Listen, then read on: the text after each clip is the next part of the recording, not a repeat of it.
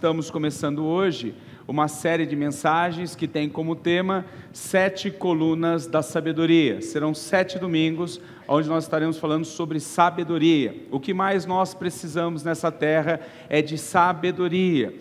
Tem um autor, sempre falo, de tempos em tempos nós fazemos séries sobre sabedoria.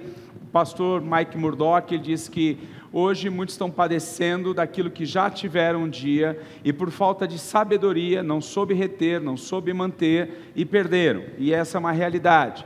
Muitos hoje estão aqui padecendo por causa de um emprego. De repente já teve um bom emprego, um bom trabalho, uma boa oportunidade, não teve sabedoria de Deus, sabedoria do alto, de repente você perdeu uma grande oportunidade. Isso também pode ser com relacionamentos, com tantas as coisas. Muitos sofrem por falta de sabedoria. Nessas 7 semanas nós iremos buscar sabedoria de Deus. Por quê? Na vida você sempre terá dois convites. Um a insensatez e o outro a sabedoria. E aí você decide o que escolher. Por isso que o homem mais sábio que já houve nessa terra, Salomão, ele vai escrever Provérbios, e no capítulo 9, do 1 ao 6, ele diz assim, está aí no seu esboço também: a sabedoria construiu sua casa, ergueu suas 7 colunas, matou animais para a refeição, preparou seu vinho e arrumou sua mesa, e enviou as servas para fazerem convites desde o ponto mais alto da cidade, clamando: venham, todos os inexperientes. Aos que não têm bom senso, ela diz: venham comer a minha comida e beber o vinho que preparei. Deixem a insensatez, e vocês terão vida. Andem pelo caminho do entendimento. Vamos ler juntos a parte final? Deixem a insensatez, e vocês terão vida. Andem pelo caminho do entendimento. Amém? Ele está dizendo para nós deixarmos a insensatez e andarmos no caminho da sabedoria. Amém? Pai, fale conosco através da Tua palavra nesta noite. Consagramos a Ti essa nova série de mensagens, 7 semanas, ó Deus, onde nós estaremos buscando a direção do alto, sabedoria do alto, Pai, para trilharmos nessa terra. Fale conosco, Pai, e nós lhe daremos a glória e a honra. Em nome de Jesus é que oramos. Amém. Amém? Então, sábio Salomão vai dizer para deixarmos de lado a insensatez e caminharmos o caminho da sabedoria. E ele vai dizer que a sabedoria construiu a sua casa e ergueu suas 7 colunas. A primeira coisa que a sabedoria faz, ele está dizendo, é erigir uma casa, edificar uma casa, mas com colunas. Por quê? As colunas servem para sustentação. E quanto maior a casa, quanto maior o prédio, quanto maior o edifício, necessariamente maiores serão as colunas para sustentar. Deus quer no mundo espiritual, na nossa vida espiritual, Deus quer acrescentar mais sobre nossas vidas, mas para isso nós temos que ter estrutura, porque quem é o pai que daria para um filho de 5 ou 10 anos, por mais que tivesse recursos, daria um carro, ou daria uma moto? Não daria, porque sabe que o filho não tem sustentação nem física nem emocional para receber isso. E assim também é conosco, assim é o nosso Pai Celestial. Ele conhece a nossa estrutura. Deus sabe que fomos formados do pó. Deus sabe que fomos formados do barro. Ele conhece a nossa estrutura. Então, antes de dar, nós temos que crescer. Nós temos que ter estrutura para recebermos as bênçãos de Deus. É isso que Salomão está dizendo. Filipenses 1,6: aquele que começou a boa obra é fiel para aperfeiçoar. Deus quer nos dar mais, mas somente receberemos se tivermos estrutura. E o que ele está dizendo aqui? Ele começa dizendo: a sabedoria construiu a sua casa. A primeira coisa que a sabedoria faz é edificar a casa. Por isso que esta primeira mensagem nossa tem como tema: coloque a sua casa em ordem diante de Deus. Você pode pegar aí seu esboço, tem uma caneta em frente do seu assento para você começar a preencher. E ele então nos chama, a nossa primeira convocação de Deus é colocarmos a nossa casa em ordem diante de Deus. Esta é uma palavra de sabedoria. sabedoria de Deus para nós. Para isso, Deus requer que a nossa casa esteja em ordem, e é isso que Deus vai falar ao rei de Judá, Ezequias. Essa passagem que nós vamos ler do rei de Judá, Ezequias, ela é tão relevante, ela é citada por 2 vezes na Bíblia, no segundo livro de Reis, capítulo 20, e em Isaías, capítulo 38, vai dizer o seguinte, 2 Reis, capítulo 20, verso de número 1, naquele tempo, Ezequias ficou doente e quase morreu. O profeta Isaías, filho de Amós, foi visitá-lo e lhe disse: assim diz o Senhor, ponha em ordem a sua casa, pois você vai morrer, não se recuperará. O que Deus está dizendo? Ezequias, coloque a sua casa em ordem, ponha a sua casa em ordem. Ezequias foi um grande rei, foi o rei de Judá, reinou por 54 anos em Judá. Ele conseguiu colocar em ordem este reino de Judá que estava decadente, estava falido. Era um povo que havia se desviado dos caminhos de Deus, um povo que estava na idolatria, era um povo que estava sendo oprimido pela Síria, pelo rei Senaqueribe. Agora, diante da gestão de Ezequias, aquela nação prospera, aquela nação cresce, aquela nação fica grande, e agora, através da vida de Ezequias, a nação tem grandes vitórias. Por exemplo, a nação no governo, na gestão de Ezequias, ela teve vitória sobre outros reis, principalmente sobre o seu maior inimigo, que era a Síria, era o rei Senaqueribe. Ele teve grandes conquistas na área de empreendimentos. Ezequias, ele construiu cidades, ele construiu muros, ele construiu um aqueduto e açudes, porque uma cidade, quando os inimigos vinham para combater, eles cercavam a cidade, eles faziam um cerco, e ninguém entrava e ninguém saía, só que não tinha como entrar mantimentos e também não tinha como entrar águas, e era fundamental, eles habitavam no deserto. O que Ezequias faz? Lá tem em Israel, hoje em Jerusalém, tem o túnel de Ezequias. Ele vai fazer um sistema que havia água dentro de Jerusalém, sem precisar saírem para buscar água. Grandes obras fez Ezequias. Ezequias fez uma grande reforma espiritual. Ele tirou os postes ídolos, ele tirou os altares de Baal, ele trouxe novamente o culto a Deus, o culto ao Deus verdadeiro de Israel. Mas apesar de ser um sucesso fora de casa, Ezequias não estava com sua casa em ordem. Por isso que Deus chama ele um grande rei, um homem com grandes obras, um homem com grandes feitos, um homem que fez grandes coisas fora de casa, mas a sua casa estava bagunçada. Olha o que Deus diz assim: Ezequias, coloque a tua casa em ordem. Deus não diz assim: coloque o teu reino em ordem, coloque o palácio em ordem. Não, coloca em ordem a tua casa. Ezequias estava agora doente. Deus vai enviar o profeta Elias para a casa deles, assim: olha, põe a tua casa em ordem, porque você vai morrer. A Bíblia diz que ele vai começar a orar a Deus, ele chora diante de Deus. O profeta Isaías estava indo embora. Deus diz assim: Isaías, volte lá e diga para Ezequias: ouvi a tua oração e o teu clamor, acrescento na sua vida mais 15 anos de vida. Olha que interessante, agora Deus acrescenta mais 15 anos sobre a vida de Ezequias, e ele não coloca a sua casa em ordem. Este é o problema. Deus diz assim para ele: coloque a sua casa em ordem, vou te acrescentar mais 15 anos de vida. Ele não coloca. Durante esses 15 anos que lhe foram acrescentados, Ezequias vai cometer 2 erros gravíssimos. Primeiro, está aí no seu esboço, ele colocou os estranhos dentro da sua casa. Cuidado, meu irmão, minha irmã, Deus está nos trazendo uma palavra de sabedoria.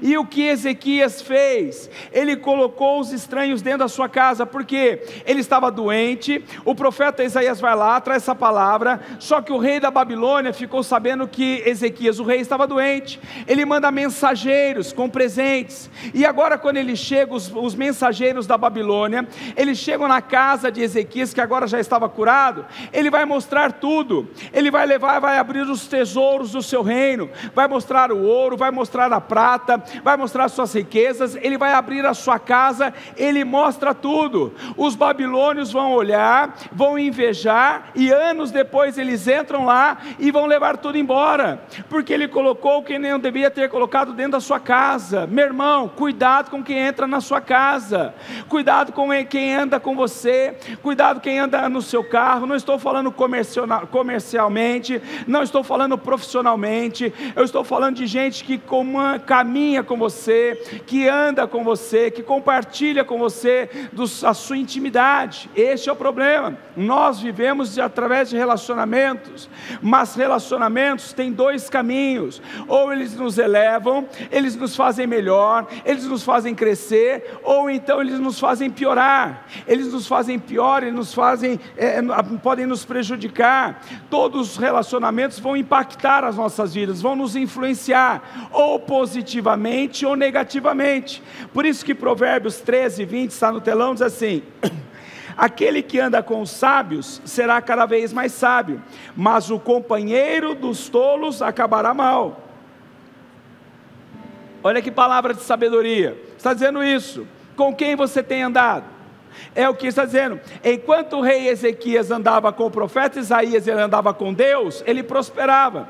Olha o que diz 2 Reis 18:7, diz assim: o Senhor estava com ele, ele era bem sucedido em tudo o que fazia.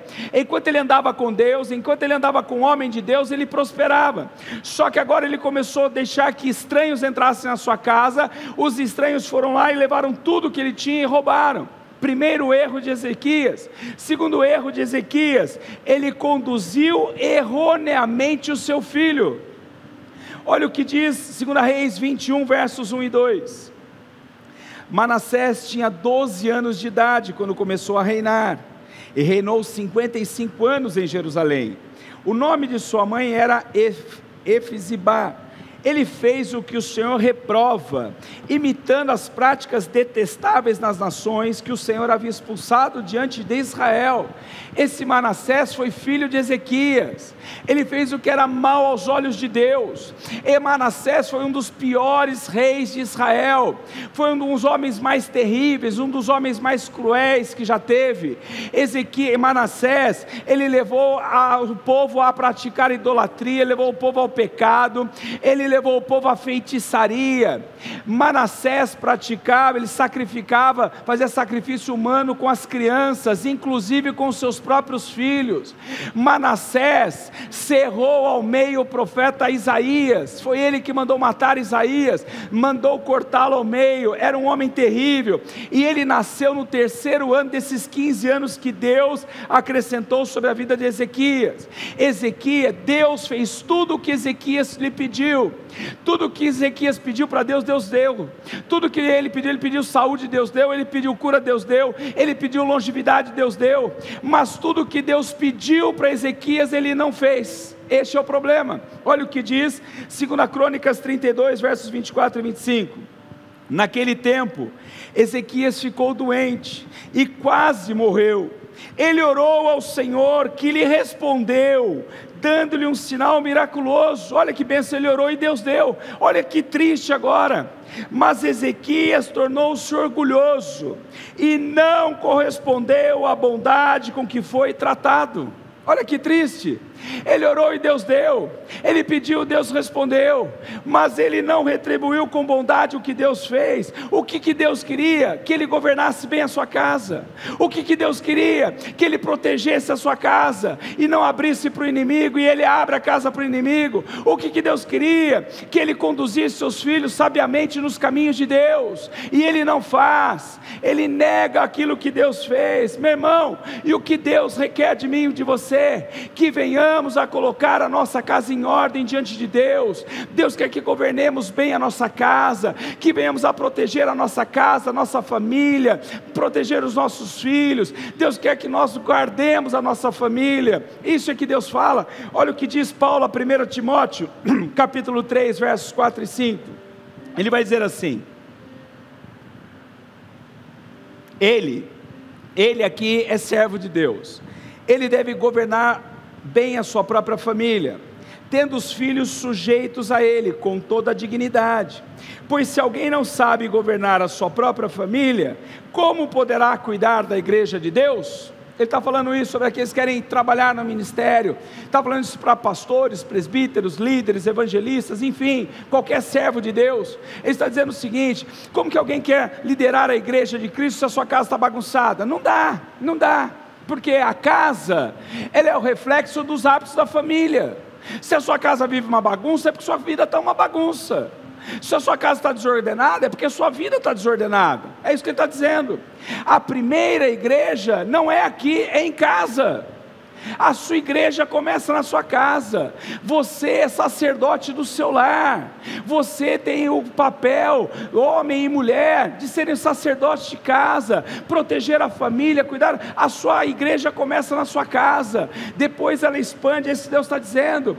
Ezequias falhou na sua casa. Ele foi rico, ele foi próspero, ele foi um grande rei, mas a sua casa estava em bagunça. Entrou quem queria, entrava estranhos na sua casa, seus filhos estavam desviados dos caminhos do Senhor. Olha, presta atenção, tudo que Ezequias construiu, Manassés destruiu. Ele construiu um monte de coisas, e tudo aquilo que Ezequias destruiu, Manassés construiu. Ele destruiu os altares a Baal, ele destruiu os altares de feitiçaria. Manassés foi lá e colocou tudo de pé, porque a sua casa estava em desordem. E então eu quero falar com você 7 princípios para colocarmos a nossa casa em ordem. Quem quer colocar a sua casa em ordem? Está aí, meu irmão. Sua casa tem que ser um pedaço do céu em nome de Jesus. Você vai orar todo dia: Senhor, venha o teu reino, porque a nossa casa tem que ser um pedaço do céu em nome de Jesus. Para isso, em primeiro lugar, honre as suas alianças. Você pode preencher no seu esboço: honre as suas alianças. Olha que texto forte de Malaquias, capítulo 2, dos versos 13 a 16. A outra coisa, Deus falando agora para o povo: a outra coisa que vocês fazem, enchem de lágrimas o altar do Senhor, choram e gemem, porque Ele já não dá atenção às suas ofertas, nem as aceitas com prazer. E vocês ainda perguntam: por quê? E porque o Senhor é testemunha entre você e a mulher da sua mocidade, pois você não cumpriu a sua promessa de fidelidade. Embora ela fosse a sua companheira, a mulher do seu acordo matrimonial, não foi o Senhor que os fez um só? Em corpo e em espírito eles lhe pertencem. E por que um só? Porque ele desejava uma descendência consagrada. Portanto, tenham cuidado, ninguém seja infiel à mulher da sua mocidade. Olha agora: eu odeio o divórcio. Diga assim: Deus odeia o divórcio. Olha o que ele diz. Sabe o que Deus está dizendo aqui? Que o povo estava clamando, Deus não estava respondendo.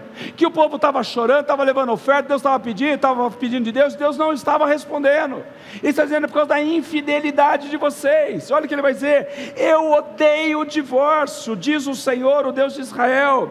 E o homem que se cobre de violência como cobre de roupas, diz o Senhor dos Exércitos. Por isso tenham bom senso, não sejam infiéis. Ele está dizendo que ele odeia o divórcio. Se você já se divorciou e casou de novo, não se divorcie nunca mais. Se você está aqui e estava pensando em divorciar, aborte esse seu projeto, porque Deus odeia o divórcio. Porque o que é o divórcio? O divórcio é a quebra da aliança.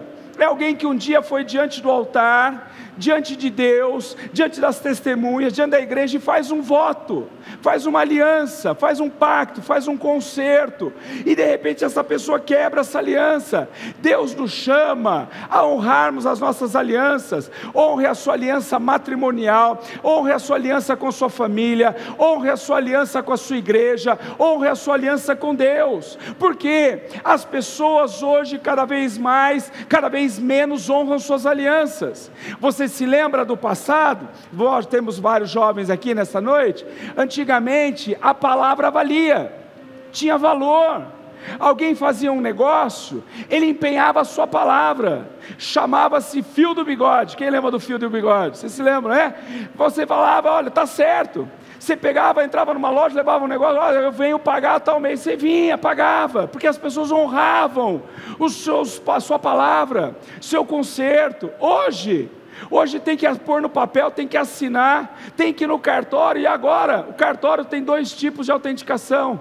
Você autentica um documento por autenticidade ou por semelhança. Porque tem gente que, se você chega com um contrato com firma reconhecida, ele não aceita. Não, eu quero por autenticidade. O que é autenticidade? Você tem que ir fisicamente no cartório, assinar o livro, a pessoa vê que você está lá. Por quê? Porque nem assim as pessoas não confiam mais. Porque as pessoas não honram a sua palavra. As pessoas não honram mais, meu irmão. Deus nos chama a colocar a nossa casa em ordem e sermos pessoas de honra e honrarmos as alianças. Honre a sua aliança com a sua família, com o seu cônjuge, com a sua igreja, com Deus. Honre a tua palavra. O que você comprar, você paga. O que você fizer, você assume em nome de Jesus. Isso é colocar a casa em ordem. Segundo lugar, pais, não sejam imparciais. O chamado da sabedoria de Deus para colocarmos a nossa casa em ordem é isso: honrarmos as alianças que fizemos. E pais, não sejam imparciais. Todo mundo conhece a história de José aqui, né? José do Egito. José foi vendido como escravo pelos seus irmãos, foi jogado no fundo do poço, foi parar no Egito. Lá ele foi parar na prisão. Ele sofreu 13 anos, chorou, ele ficou angustiado, ele ficou desesperado, ele sofreu. Sabe a raiz do problema de José? O problema, a luta, a dor da vida de José, que todo mundo conhece a história, ela teve uma raiz. Sabe aonde nasce o problema na vida de José? Está aí, Gênesis 37, versos 3 e 4. Ora, Israel é Jacó, pai de José. Ora, Israel gostava mais de José do que qualquer outro filho, porque ele havia nascido em sua velhice. Por isso, mandou fazer para ele uma túnica longa. Quando seus irmãos viram que o pai gostava mais dele do que qualquer outro filho, odiaram-no e não conseguiam falar com ele amigavelmente. Sabe qual foi a raiz do sofrimento de José? Foi o que? A imparcialidade do seu pai. O seu pai Jacó amava mais a José em detrimento aos seus irmãos. Isso criou ódio, isso criou revolta no coração dos filhos. Meu pai ama mais o meu irmão. O pai, ele demonstrava esse amor a mais, diferente sobre José. Ele faz uma túnica longa, uma túnica cara, ele compra, ele presenteia na frente dos irmãos. Tem pais que criam rivalidade entre filhos, tem pais que colocam filhos e irmãos contra irmãos, tem pais, meu irmão, que comparam um filho com outro. Não dá. Cada filho é um filho, cada um tem sua personalidade, cada um tem um gênio, cada um tem um jeito de ser. Nunca se compare um filho. Nunca diga para o filho: seu irmão fez isso, sua irmã faz aquilo, sua irmã é boa, você não sei o que, você não faz nada de jeito. Nunca faça isso. Você está trazendo desordem para sua casa vai ficar desajustada. Se você tem tratado seus filhos com imparcialidade, que a partir de hoje você coloque a tua casa em ordem, em nome de Jesus, amém? Terceiro lugar, para colocarmos a nossa casa em ordem: filhos, honrem seus pais. Jovens, olhem para mim agora, hein? Filhos, honrem seus pais. Olha só, Efésios 6, versos 2 e 3. Honre teu pai e tua mãe. Este é o primeiro mandamento com promessa, para que tudo te corra bem e tenhas vida longa sobre a terra. Quem quer viver bastante aqui nessa terra, amém? Então, honra seu pai e sua mãe. É o que está dizendo aqui. O que é honrar pai e mãe? Honrar pai e mãe é valorizar pai e mãe, dar valor. O que é honrar pai e mãe? É ter orgulho de pai e da mãe. Meu irmão, um dia todos nós fomos jovens, hoje muitos aqui são pais. Ser pai hoje em dia é um desafio, ser pai e mãe é um desafio. Nós vivemos num país onde estamos vivendo a nossa maior crise econômica, maior crise moral. Nós vivemos num momento difícil da nossa nação. Você tem que ter orgulho de um pai, de uma mãe que está guardando a sua casa, levando pão cada dia num momento como esse. Tem orgulho. Valorize seu pai. O que é honrar pai e mãe? É aceitar a autoridade do pai e da mãe. Presta atenção para mim aqui, jovens. Se você está na casa do seu pai, você deve a obrigação para o seu pai e para sua mãe ainda. Você não tem condição de sustentar, honra seu pai e sua mãe em nome de Jesus. Os pais vão me pagar a pizza hoje, aleluia, amém? Glória a Deus. O que é honrar pai e mãe? É ter respeito por eles. E finalmente, por último, honrar pai e mãe é cuidar deles no final da vida. Cuide do seu pai e cuide da sua mãe, amém? Em quarto lugar, para nós edificarmos a nossa casa, preservem a unidade. Mateus 12, 25, palavras do próprio Senhor Jesus. Jesus, conhecendo seus pensamentos, disse-lhes: todo reino dividido contra si mesmo será arruinado, e toda cidade ou casa dividida contra si mesma não subsistirá. Jesus está dizendo isso, que se uma casa estiver dividida, ela não tem como prevalecer. Falei ontem na nossa reunião de líderes e de obreiros aqui, a pastora Sandra logo depois falou isso hoje no culto da manhã.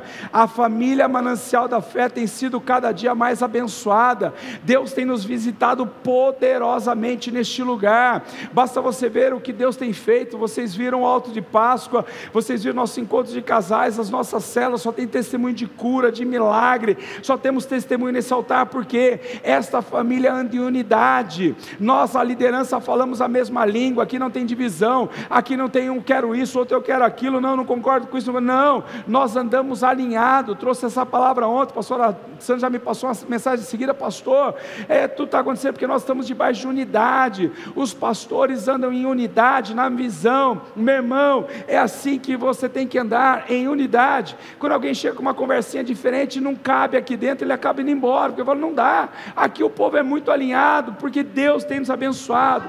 Meu irmão, minha irmã, preserve-a pela unidade na sua casa, porque se a sua casa estiver em unidade, se a sua casa estiver na mesma visão, divisão são duas visões, você não pode caminhar com duas visões, você não pode pensar algo e seu cônjuge outra coisa, você não pode pensar algo e seus filhos outra coisa, isso é divisão. Deus nos chama a ter visão, e quando há unidade na família, nada vos será impossível. Você acredita nisso?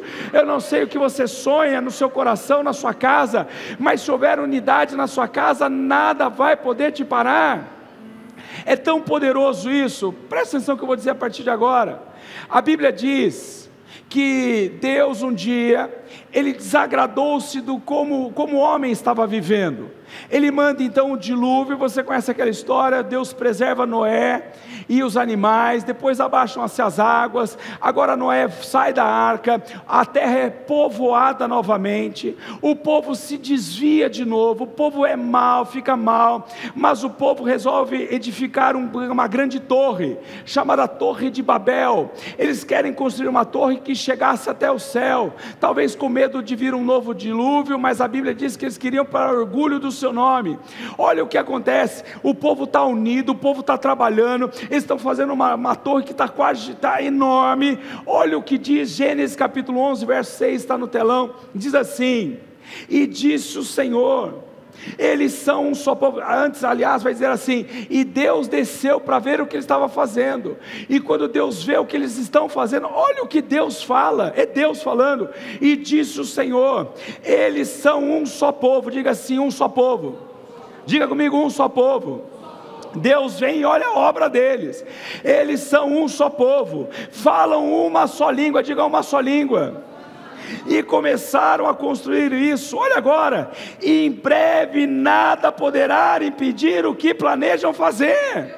Por que não podiam? Olha, Deus está dizendo, eles são um só povo, falando a mesma língua, nada pode deter, nada pode parar. Se a sua casa estiver alinhada, você e seu cônjuge estiverem falando a mesma língua, estiverem falando a mesma coisa, o que vocês decidirem fazer não será impossível. O próprio Deus está dizendo isso. Olha que testemunho. Agora, só que aquela obra era maligna, aquela obra era uma obra de vaidade, era uma obra de orgulho, e Deus então resolve quebrar aquela obra. Sabe como é que Deus quebra? Olha agora, verso 7, venham, desçamos e confundamos a língua que falam, para que não entendam mais uns aos outros, e esta obra acaba. Você entendeu? Porque quando eles estavam alinhados, falando uma língua, um povo, um pensamento, uma visão, uma palavra, nada era impossível. O que Deus faz? Deus gera línguas, cada um começa a falar uma língua, um brasileiro, um português, japonês, um americano, um inglês, aí eles não se entendem mais, e a obra não deu mais certo, a obra acabou. E é assim nas casas, enquanto a família está falando a mesma língua, está indo muito bem, daqui a pouco um muda uma língua, aí um muda o pensamento, aí o outro fala outra coisa, e aí não tem mais liga, e aí acabou o negócio. É o que a Bíblia está dizendo aqui.